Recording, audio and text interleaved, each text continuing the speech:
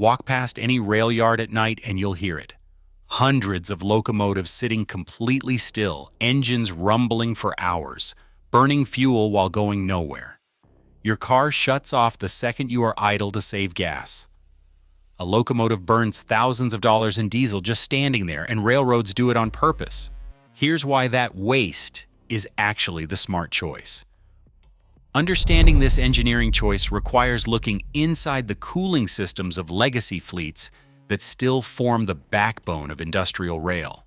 Many of these older locomotives, like the classic EMD 567 and 645 series, were built around a surprising design constraint. They do not use glycol-based antifreeze. Instead, their massive cooling systems run on plain water. This setup was highly deliberate. Unlike a sealed automotive cooling system, a locomotive loop is non-pressurized and holds up to 400 gallons of coolant. Historically, railroads avoided glycol because a cooling system leak could wash ethylene glycol directly into the crankcase. When glycol mixes with engine oil, it forms acidic compounds that quickly destroy heavy-duty crankshaft bearings, ruining the prime mover. Plain water, cheap and environmentally harmless, was the safer choice. But this design introduced a catastrophic vulnerability when temperatures dropped. At 32 degrees Fahrenheit, that plain water begins to freeze. As water turns to ice, it expands with immense physical force, generating thousands of pounds of pressure inside the engine's narrow passages. In legacy units like the GP38, GP40, or SD40-2, water often pools in low points behind the oil filters and water pumps during a shutdown. When a freeze hits, these pockets of water expand, acting like a slow-motion explosive. The expanding ice ruptures steel pipes, shears delicate valves, and cracks the massive cast iron engine block from the inside out. A freeze-cracked engine block is a mechanical disaster. Once the cast iron splits, the damage can easily remove a high-value locomotive from service permanently. Repairing a cracked block is an intensive, highly skilled process that starts at $3,500 for minor weld repairs and can quickly escalate past $10,000 for a full short block rebuild. For older legacy locomotives, asset managers evaluate these expenses against the replacement asset value, the cost of acquiring an equivalent locomotive. If the repair cost exceeds 30% of the locomotive's depreciated worth, the railroad may choose to scrap the unit entirely, rather than pay for the repair. This is why continuous idling emerged as a primary method of asset protection, overriding any concerns about fuel waste. By keeping the prime mover running, water continuously circulates through the engine block, radiators, and water pumps. This constant motion prevents the water from settling, cooling, and reaching its freezing point. For decades, keeping the engine running was the simplest, most reliable insurance policy against a ruined engine block. Outside of freezing weather, shutting down a locomotive introduces immediate operational risks. Starting a 16-cylinder, 3,000 horsepower prime mover requires a slow, manual procedure rather than the quick turn of an ignition key. The process takes place inside both the cab and the noisy engine compartment itself. An operator must first verify the oil levels, manually run an electric fuel priming pump to purge air lines, and set the engine control switch to the isolate position. Only then can they hold the heavy start switch on the engine control panel, forcing the starter motors to crank the massive crankshaft and pistons that can weigh over 80 pounds each. Once the prime mover fires up, the locomotive is still not ready to do work. Cold, thick engine oil does not flow easily through the narrow passages of the block. Subjecting a cold engine to a heavy pulling load can scar cylinder liners and flatten crankshaft bearings. To prevent this damage, railroads require a warm-up period of 15 to 30 minutes to let the lubricating oil thin out and circulate. In a busy yard, this wait time is a major operational liability. Railroad operations depend on immediate power. When a dispatcher issues a track warrant or a signal clears, the crew expects the locomotive to pull its train right then. If a cold-started unit fails to crank due to weak batteries, cold-thickened oil, or a stuck pneumatic starter, the yard grinds to a halt. The dead locomotive becomes a multi-ton bottleneck. Trapping active consists behind it on a single track. Clearing the line requires dispatching maintenance crews and towing the dead unit with another engine, a process that can take hours and cause cascading delays across the entire regional network. Keeping the engine running does more than protect the physical metal. It actively keeps the schedule alive. A freight train operates as a single, massive pneumatic network.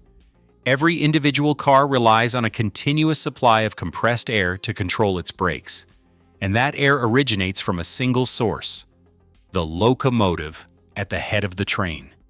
The diesel prime mover drives the air compressor that charges this entire system. Unlike road vehicles with independent auxiliary compressors, a heavy-duty locomotive connects its compressor directly to the main engine crankshaft. A typical Westinghouse cross-compound compressor delivers approximately 150 cubic feet of air per minute, but it requires the engine to turn to do so. When the diesel engine stops, the production of compressed air stops immediately.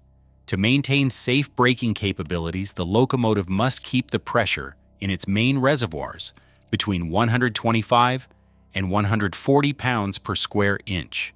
This high-pressure air feeds into the brake pipe, a continuous line of flexible hoses and steel tubing running the entire length of the consist.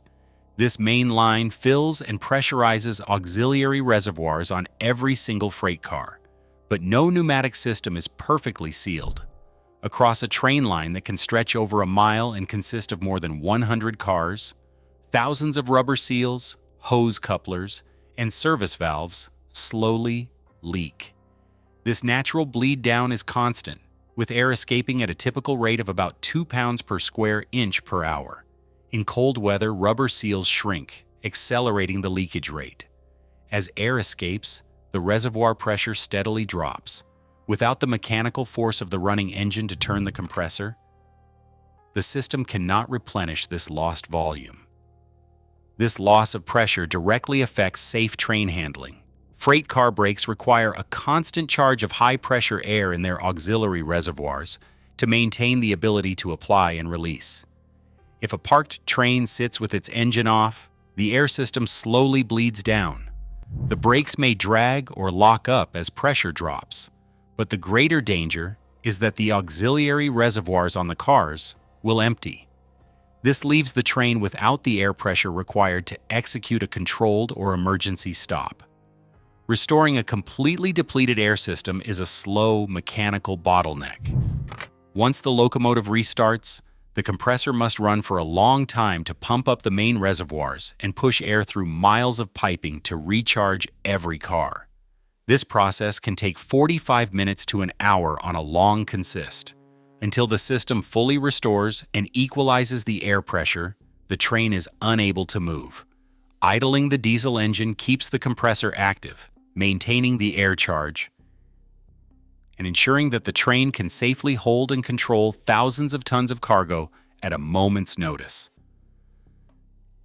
Even when a locomotive is parked and motionless, its internal electrical systems remain fully active. Onboard control computers, radio systems, cab lights, and safety telemetry draw continuous power. To sustain these loads, a locomotive relies on a massive battery bank, typically consisting of two 400 amp-hour lead-acid modules configured in a 64-volt system. When the prime mover is running, the main alternator spins, generating up to 1,500 amps of current to power these systems and keep the batteries fully charged. But when the engine is shut down, the alternator stops. The battery bank becomes the sole power source. Under normal auxiliary loads, these batteries can sustain the locomotive's electronics for only 2 to 3 hours before the voltage drops below the critical threshold required to restart the engine. Cranking a massive 16-cylinder engine requires an immense surge of electrical energy. The starter motors must draw between 2,000 and 3,000 amps of cranking current just to turn the heavy crankshaft and force the 80-pound pistons through their cycles. If the battery charge drops even slightly, the system cannot supply this massive current. A dead battery halts operations immediately. Unlike a passenger car, a locomotive cannot be easily jump-started with jumper cables. An immobilized unit in a busy yard becomes a major bottleneck, blocking single-track lanes and trapping other active trains. Resolving a battery failure requires dispatching specialized maintenance crews, connecting external charging equipment, or towing the dead locomotive with another engine. This process can take hours, stalling yard workflows and delaying departures across the entire rail network. Leaving the engine at idle is a deliberate operational decision to keep the charging systems online, protecting the batteries, and ensuring the locomotive remains ready to move at a moment's notice. The physical toll of shutting down and restarting affects the engine's internal chemistry. Inside a massive 12-cylinder or 16-cylinder engine, the clearances between moving metal parts are measured in thousandths of an inch. When the prime mover runs, oil circulates constantly, keeping these tolerances cushioned and maintaining internal temperatures between 150 and 180 degrees Fahrenheit. If the engine is shut down and allowed to cool completely, this protective barrier changes. The lubricating oil cools, thickens, and drains away from the upper cylinder walls, leaving the piston rings, crankshaft bearings, and fuel injectors dry and unprotected. A cold start forces these dry, unlubricated surfaces to grind against each other during the first few revolutions of the crankshaft. Without an active oil film, the friction forces rise immediately, causing microscopic metal-on-metal wear. For EMD and GE locomotives, manufacturer specifications require the lubricating oil to reach a minimum temperature of 40 degrees Fahrenheit before the engine can be safely placed under any pulling load. If the ambient air drops to 20 degrees below zero, reaching this temperature threshold after a cold start requires 10 to 15 minutes of stationary idling. Subjecting a cold, stiff engine to immediate heavy work can scar cylinder liners and flatten heavy-duty bearings, accelerating the timeline for a major overhaul. By keeping the engine running at a steady idle, railroads maintain constant oil circulation and temperature. This continuous movement prevents the oil from losing its viscosity and settling at the bottom of the oil pan. Unlike a sudden freeze crack, the damage from repeated cold starts is silent and cumulative. It manifests as slow wear on injector needles, gradual degradation of bearing surfaces, and minor cylinder wall scoring over months and years of operation. Over a locomotive's 30-year lifespan, avoiding these microscopic cycles of wear preserves the tight mechanical tolerances necessary for fuel efficiency and horsepower. The cumulative cost of replacing worn internal components during premature rebuilds outweighs the continuous, predictable burn of fuel at idle. Keeping the oil warm and moving is a calculated preservation strategy, prioritizing long-term mechanical durability over immediate, short-term fuel savings. A typical 4,000 horsepower locomotive consumes roughly 3 to 6 gallons of diesel fuel for every hour it sits idling in a yard. At average industrial fuel prices, keeping a single engine running costs between $10 and $24 an hour. To a casual observer, letting a massive machine run for 12 hours straight looks like clear, indefensible waste. But to a railroad yard supervisor or financial analyst, that $500 daily fuel bill is a highly calculated premium paid to avoid a much larger financial disaster. The math behind railroad operations is a strict balance of risk and reward. While the cost of idle fuel is predictable and continuous, the cost of a mechanical failure is sudden, massive, and compounding. If an engine block freeze cracks or the battery bank drops below the cranking threshold during a shutdown, the immediate repair bill can easily exceed $10,000. For older locomotives, this cost can quickly approach the unit's depreciated value, turning a routine maintenance issue into a decision to scrap the asset entirely. But the physical repair is only the first layer of the expense. The true cost of a shutdown failure lies in the operational disruption. Railroad networks are rigid systems with zero margin for error. A dead locomotive in a busy yard cannot simply be pushed aside. It blocks a single-track bottleneck, trapping entire trains behind it. While maintenance crews work to resolve the failure, crew shift limits expire under federal hours of service laws, requiring fresh crews to be dispatched at overtime rates. Missed departures ripple across the network, causing trains to lose their scheduled travel windows on main lines and delaying cargo arrivals, which triggers severe financial penalties from shippers. When compared to the risk of a multi-thousand-dollar logistics bottleneck, the predictable expense of burning 36 gallons of diesel overnight is often the most economical choice. While a single locomotive burning 3 to 6 gallons of fuel per hour represents a manageable cost for an individual yard, the math changes entirely when applied to a national fleet. North American railroads operate as vast, interconnected networks containing tens of thousands of active diesel-electric locomotives. On any given day, thousands of these multi-ton units sit stationary in major classification yards, staging sidings, and industrial spurs across the continent. When every local terminal manager makes the same rational decision to keep their engines running to protect physical assets, those isolated drops of diesel pool into an immense national drain. National freight activity data reveals the true footprint of this collective operational habit. Class 1 railroads consume more than 3 billion gallons of fuel annually, with a significant fraction spent on keeping parked engines warm and air systems pressurized instead of moving freight cars over mountain passes. Detailed fleet tracking reveals that locomotives spend roughly 10% of their active service lives idling.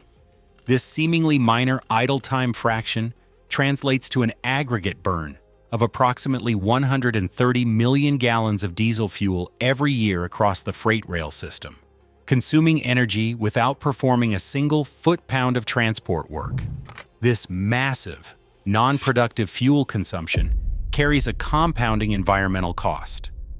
Because every gallon of diesel burned releases roughly 22 pounds of carbon dioxide, this system-wide idling releases more than 1.2 million metric tons of greenhouse gases into the atmosphere annually.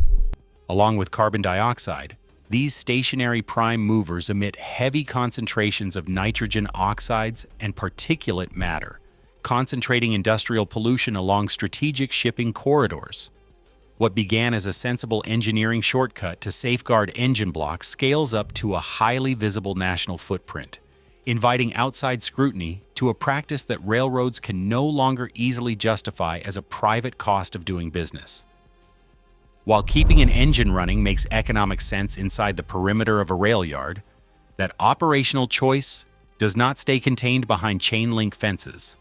The low-frequency rumble of a parked locomotive, vibrating at a constant pitch between 20 and 200 Hz, is structurally designed to carry. This heavy acoustic signature travels over long distances with almost no natural atmospheric attenuation, passing easily through residential walls, glass windows, and home foundations. The vibration acts as a physical force, rattling dishes, and keeping nearby families awake long past midnight. At a distance of 200 meters from a yard, an idling locomotive produces an average sound pressure level of 68 decibels.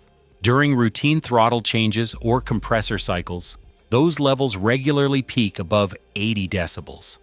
For families living within 500 meters of active freight terminals, this continuous mechanical hum is an inescapable disruption to daily life. In neighborhoods near busy rail corridors, surveys of households adjacent to freight yards document widespread sleep deprivation, chronic stress, and a growing resentment toward what residents call a bad neighbor policy that prioritizes engine preservation over human well-being. The physical impact of continuous idling extends past acoustics. The air quality near stationary trains reveals a hazardous reality. In residential communities bordering major rail junctions, air monitoring stations have recorded localized PM 2.5 concentrations, 15 micrograms per cubic meter, higher than regional background levels. Along with this fine particulate matter, stationary diesel engines vent a steady stream of nitrogen oxides and volatile organic compounds directly into the local air basin. For nearby populations, this concentrated industrial plume is linked to higher rates of asthma attacks, childhood lung issues, and severe respiratory irritation. Community groups, like the Brooklyn Rail, have highlighted these health risks, pointing to environmental assessments that show how reducing locomotive idling could prevent thousands of premature respiratory deaths nationwide. This compounding friction has transformed a routine industrial habit into a major civic conflict. Historically, railroads operated under the shield of federal preemption, with the Surface Transportation Board holding primary authority over rail yards. This legal barrier often insulated carriers from municipal noise and emissions ordinances. But as modern suburbs and residential developments expanded toward historic rail properties, that insulation began to crack. Local governments and community advocates are now actively challenging the industry's traditional exemptions. In Michigan, the Wayne County Commission passed clear resolutions targeting idling diesel equipment to protect local air quality. Elsewhere, municipal authorities are incorporating specific idling limitations directly into state implementation plans, utilizing the Federal Clean Air Act to force railroads to cooperate. This legal and public backlash is shifting the industry's calculation. Railroads can no longer design their winter operations solely around internal balance sheets and engine block physics. The mounting civic pressure has created a direct, urgent demand for a technological solution that can silence the yard hum without risking a frozen fleet. For decades, railroads operated under a rigid binary rule: run the engine and burn fuel, or shut it down and risk freeze damage, flat batteries, and lost air pressure. This zero-sum compromise changed with the development of automatic engine start-stop systems, called AESS. Rather than relying on human intervention or leaving the prime mover running indefinitely, AESS introduces an interconnected sensor suite that continuously monitors the locomotive's internal state. The system tracks coolant temperature, battery voltage, and air reservoir pressure in real time. If the coolant is warm, the batteries are charged, and the air brakes are fully pressurized, an onboard controller automatically shuts the engine down. The moment any of these parameters drop near a designated limit, such as the coolant cooling toward the freezing point or the battery voltage slipping, the controller automatically restarts the engine. Early field deployments of this technology demonstrated that automated targeted cycling could drastically cut stationary idle times. By replacing a crude, continuous burn with precise, sensor-driven automation, railroads found they could slash emissions and fuel waste without compromising the safety and readiness of their assets. The shift from manual oversight to automated management depends on a continuous stream of real-time data. Inside the electrical cabinet, the automatic engine start-stop controller acts as a digital supervisor, constantly polling a network of physical sensors to determine if the locomotive can safely be turned off. It replaces the old, binary choice of leaving the engine running with a precise, threshold-based logic. For a safe shutdown to occur, several conditions must be met simultaneously. First, the locomotive must be physically isolated. The system verifies that the reverser handle is centered, the throttle is in the idle position, and the independent brakes are applied. Once physical stability is confirmed, the controller interrogates the engine's primary subsystems. It checks the engine coolant temperature, verifying that it sits safely above a threshold of approximately 160 degrees Fahrenheit. Next, it measures the battery bank, ensuring the voltage remains within a healthy operating range to guarantee cranking power for a future start. Finally, it monitors the air brake reservoirs, verifying that pressure remains high enough to keep the train's pneumatic braking system fully charged. If all these parameters are satisfied, the controller cuts the fuel supply, and the multi-ton prime mover grinds to a halt. The yard falls silent, but the automatic engine start-stop controller remains awake. Running on low-voltage battery power, the system continues to monitor the dead engine. If the locomotive sits for hours in freezing weather, the coolant temperature will steadily drop. The moment the sensor detects the water temperature cooling toward a critical limit, or if the air reservoirs bleed pressure through minor pipe leaks, or if auxiliary cab electronics pull the battery voltage down, the controller intervenes. It activates an alarm bell to warn ground crews, runs the fuel priming pump, and engages the starter motors.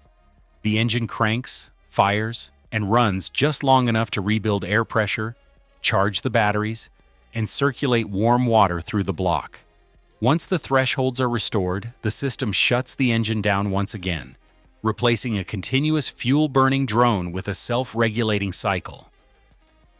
Despite the proven savings of automated start-stop systems, the hum of continuous idling still echoes across North American rail yards. Widespread adoption faces deep-seated mechanical and cultural hurdles. Tens of thousands of active locomotives belong to legacy fleets built decades ago, long before digital control units existed. Retrofitting these older machines with automated systems is not a simple plug-and-play upgrade. It requires extensive rewiring of high-voltage cabinets and installing sensitive electronic components in harsh, vibrating environments. Extreme winter conditions also keep many operators cautious. In temperatures dropping below -40, a single sensor failure or a frozen valve in an automated system can disable a locomotive miles from help. In these severe climates, railroad crews often fall back on the historic rule of thumb: keep the engine running, because a running engine is a guaranteed working engine. Alternative technologies like battery hybrid switchers, shore power plug-ins, and full electrification offer potential pathways forward. Yet these systems require massive capital investments and infrastructure overhauls that will take decades to fully realize. Until legacy assets retire, the century-old habit of idling remains a practical necessity of freight railroading. As automated systems slowly quiet these steel giants, the era of constant idling is drawing to a close. Yet this practice remains a powerful reminder of a fundamental truth in heavy industry. What looks like simple waste is often a calculated shield against catastrophic failure. In engineering, efficiency is rarely a simple off switch. What other industrial paradoxes surprise you? Let us know in the comments and subscribe for more.